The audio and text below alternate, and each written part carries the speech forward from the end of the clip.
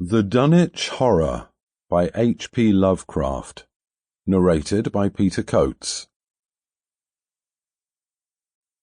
Gorgons and hydras and chimeras, dire stories of Seleno and the Harpies, may reproduce themselves in the brain of superstition, but they were there before.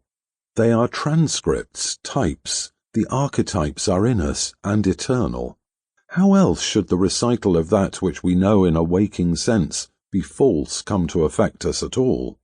Is it that we naturally conceive terror from such objects, considered in their capacity of being able to inflict upon us bodily injury? Oh, least of all! These terrors are of older standing.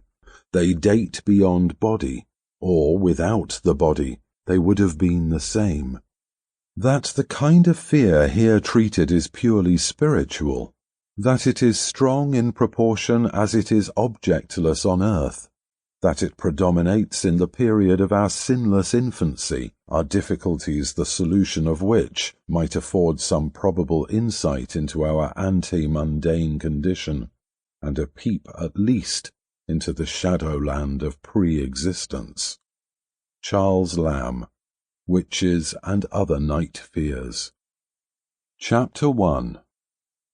When a traveller in north-central Massachusetts takes the wrong fork at the junction of the Aylesbury Pike, just beyond Dean's Corners, he comes upon a lonely and curious country.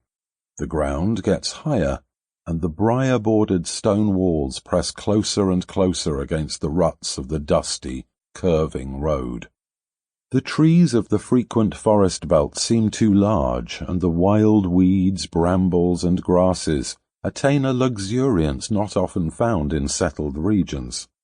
At the same time, the planted fields appear singularly few and barren, while the sparsely scattered houses wear a surprisingly uniform aspect of age, squalor, and dilapidation. Without knowing why, one hesitates to ask directions from the gnarled, solitary figures spied now and then on crumbling doorsteps or on the sloping, rock-strewn meadows. Those figures are so silent and furtive that one feels somehow confronted by forbidden things, with which it would be better to have nothing to do. When a rise in the road brings the mountains in view above the deep woods, the feeling of strange uneasiness is increased. The summits are too rounded and symmetrical to give a sense of comfort and naturalness, and sometimes the sky silhouettes with a special clearness the queer circles of Sample complete. Ready to continue?